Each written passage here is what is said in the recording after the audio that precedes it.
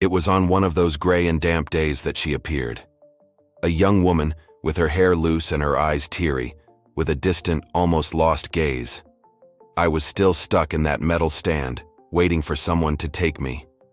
People were rushing, trying to escape the rain, but she walked slowly, as if the weight of the world was on her shoulders. I could feel her sadness even before she saw me. She was late, rushing to catch the last train of the day, her eyes fixed on the clock. And it was at that moment that, for a second, fate manifested itself. A stumble, a slight distraction. And there she was, reaching out her hand to me. I was taken by the sensation of being touched by something that went beyond the simple gesture of being opened to protect someone from the rain. It was as if she was trying to protect herself from something deeper, more painful. I didn't know what it was, but I could feel it. And so, with an almost automatic movement, she opened me, and the wind I felt as I was lifted seemed different. It wasn't just the wind of the rain, but the wind of a soul seeking shelter. She held me tighter than necessary, as if looking for something more than just protection from the rain. It was a feeling of being there, in that moment, with her. And as the raindrops continued to fall, she guided me through the station, each of her steps calmer, as if, in some way, I was her anchor. But in the next moment, the train arrived. She hurried to catch the last carriage, and I was left behind. The rush took over her again. When the train departed, I was left there alone, like all the others who belonged to no one. But unlike what it might seem, I knew she would return. I knew. Time passed, as it always does. And with the passing of the hours, I left behind the echoes of that first impression. She had left, and I was alone again. But something inside me knew that encounter would not be the last. I, who was just an object of momentary utility, began to understand that train stations, with all their frenetic movement, were filled with untold stories of lost and found souls. And it was precisely at the dusk of an ordinary day that she appeared again. I was, as always, in that corner, waiting when I heard her steps. She was calmer, more serene, as if the turmoil of the day had settled within her. When she saw me, a shy smile appeared on her face. It wasn't the same smile as before, but there was still something familiar about it. She picked me up with the same gentleness, and when she opened me, it seemed that the rain was not the only weight she was trying to dissipate. With each drop that fell on us, I felt the weight of her presence. She held me with more confidence now, as if she was no longer running against time, but against something bigger, something within her. As we walked together, I could hear her deeper breaths, as if each step was leading her somewhere more distant. She passed by hurried people, by couples exchanging quick glances, by scattered families, but her gaze was fixed on the horizon. She didn't seem to notice anything beyond her own thoughts. I was there, as I always had been, protected under my dark cloth and bent, trying to understand what was going on with her. She used me throughout the journey, and when she arrived at the station where the train awaited her, she paused, calm, but at the same time, sad. I could feel the hesitation in her movement, the way she looked at the train that would take her away from something or someone. Then, she closed me with the same gentleness as always, and, as if in a final sigh, left me on the edge of the bench before boarding the train and disappearing into the night. I stayed there, watching the train depart, the sound of the wheels cutting through the silence of the night, and I found myself alone again. But this time, it wasn't like before. I knew that the train station was not just a place of departure, it was also a place of arrival. And as she left, I knew that something new would emerge, something that would take me where she could no longer go. Over the following weeks, the train station became a familiar place, and I, a silent spectator. My routine was filled with encounters and farewells, with faces that crossed paths, touched, and separated, all hurried, going to their destinations, escaping the rain or seeking shelter under my protection. It was an endless cycle, a dance of hurried movements and fleeting glances until one day, another figure crossed my path. He was running. His quick steps, his hurried expression, reminded me of my first owner. But there was something different in his gaze. There was not only urgency, but also an inner restlessness, an anxiety that reflected in his movements. He stopped in front of me without hesitation, as if he had been waiting for me, and opened me with a decisive gesture. I accompanied him in his hurried run through the station while he tried to avoid the raindrops. But it wasn't just the rain that bothered him. His gaze was fixed on a distant point, as if he were fleeing from something or perhaps searching for something he himself did not know what it was. He ran without looking to the sides, without paying attention to the people around him, and the sound of his steps muffled by the rain mixed with the chaos of the station. He was lost.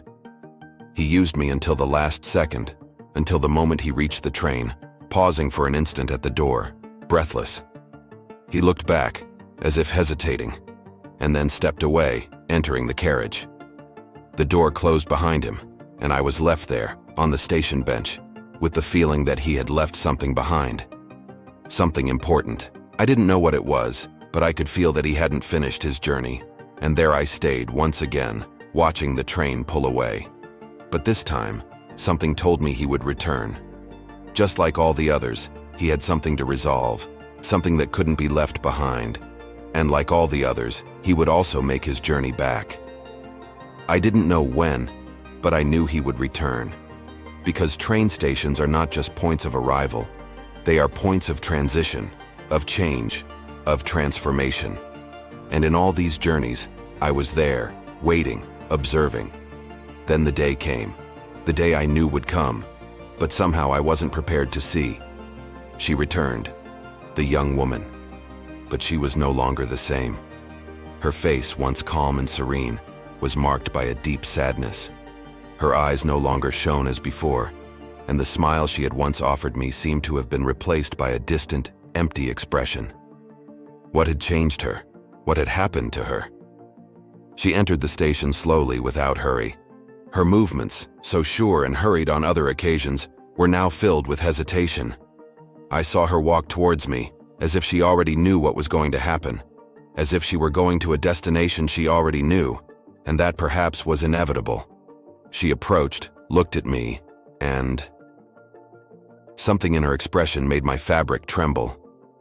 I don't know if it was the rain or what she was feeling, but something told me she was there to say goodbye. The pain she carried was palpable, like the weight of the water I protected, but now she was taking the last step. The train she was waiting for was no longer a simple means of transport. It was the end of something, the end of a chapter. She picked me up for the last time, with a softer, more distant touch.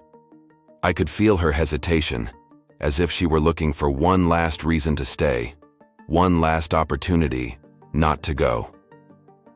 She looked at the train that awaited her, and her eyes, those eyes I had seen so many times with hope, were now filled with a silent stillness.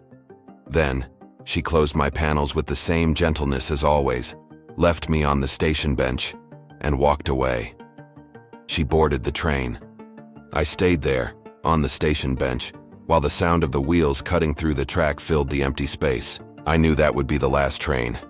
There was nothing left for her there. And the strangest thing, I could no longer feel her. The bond we had seemed to have been lost with the distance. Like a broken link, she was gone, and all that remained was the empty station, the rain, and me. I stayed there, at the mercy of the wind and the rain, without purpose. What did all this mean to me? For her, the station was a point of departure. For me, it was always the same point of waiting, the same place of transition. She had left, but was this really a goodbye? And so, the station continued in its routine, indifferent to the departure of a being, to the absence of a soul. But for me, the journey was far from over. What did I learn from all this? That perhaps I am more than a simple object of utility. Perhaps the true nature of an umbrella, of an object, lies in its ability to carry stories, to witness moments that people barely notice. I, who was only open to protect from the weather, ended up being a silent guardian of emotions and farewells. I was made to open and close, to protect, but that is not what defined me. What made me more than a simple object was my presence in people's lives. I was there, seeing each one face their own dilemmas, their own choices. And in each of those moments I realized that perhaps the true journey is not about the destination, but about what we live while waiting to get there. The farewells, the encounters, the glances, they are the things that remain. Now, another person takes my fabric with confidence. I am no longer the same, perhaps I never will be again. Each hand that touches me leaves a mark, and each journey I take, no matter how simple it seems, is a journey of transformation. Because what the eyes do not see, I see. And the rain, the wind, the passing of time, all of that is just the backdrop for what really matters. Perhaps I will never understand the reason for farewells, but one thing is certain. I am part of them. I am what remains when the train departs, when words are lost and promises dissipate in the wind. I am the echo of all this. And as long as I remain here, there will always be more stories to tell, more encounters, and more farewells. I am just an umbrella, but for a moment, I was part of something bigger. And that is what matters. Because sometimes it is necessary to understand that even the simplest objects have something to offer. Sometimes all we need is to look at what is in front of us with a little more attention and realize that we are all in some way intertwined. Here, there are always more stories waiting to be discovered, more encounters, more farewells, and perhaps even more answers to questions you didn't know you had. Don't forget to subscribe and turn on the notification bell so you don't miss any of these journeys that in some way end up being yours as well. Until our next meeting, where more stories await you. Until then, remember, every object has a memory, and perhaps the next one to tell a story will be you. See you in the next video.